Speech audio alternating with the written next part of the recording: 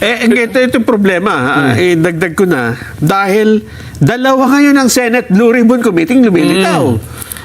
Paano yun? Ang sinasabi naman po, Kong Mike, na yung Blue Ribbon Committee na pinangungunahan naman ni Senator Tulfo ay magsasagawa pa rin daw ng sarili niyang investigasyon. May natanggap na po ba kayong bagong imbitasyon para po doon sa isasagawa po nilang hearing?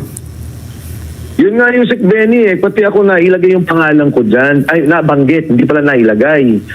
Nang kami makatanggap ng sulat, ang unang ginawa ni Atty. Baligod ay sumulat kay Senate President Alan Peter Cayetano na tinanong niya ano bang gagawin namin, may panawagan ganito. At gumawa naman ng sulat ang Senate President Alan Cayetano na hindi yan ang kinikilalang komite, yung rules and yung constitutional rights mo, protected yan under the committee, and that kung attend kayo, wala namang problema, pero binanggit na ito yung sitwasyon.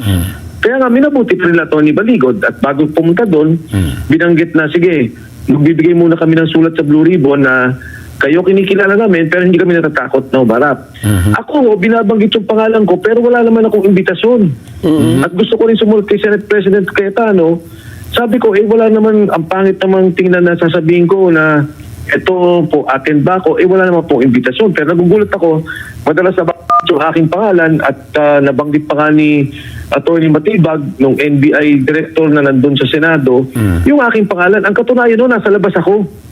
Kasama ko yung mga release sa labas na sumusuporta doon sa ating 18 Marines. Kaya, attend ba ang mga kasama natin? Wala akong problema umattend. Pero ang kinikilala po namin Senate President ay si Alan Peter Cayetano at kinikilala namin Blue Ribbon Committee ay ang pinangungunahan ni Senator Pia Cayetano at ni Senator Rodante Marcoleta. Ang sabi lang ng mga sundalo, hindi kami takot tumarap kahit anong hearing, kahit anong pagdinig at kung anong tanong nila sasagutin namin.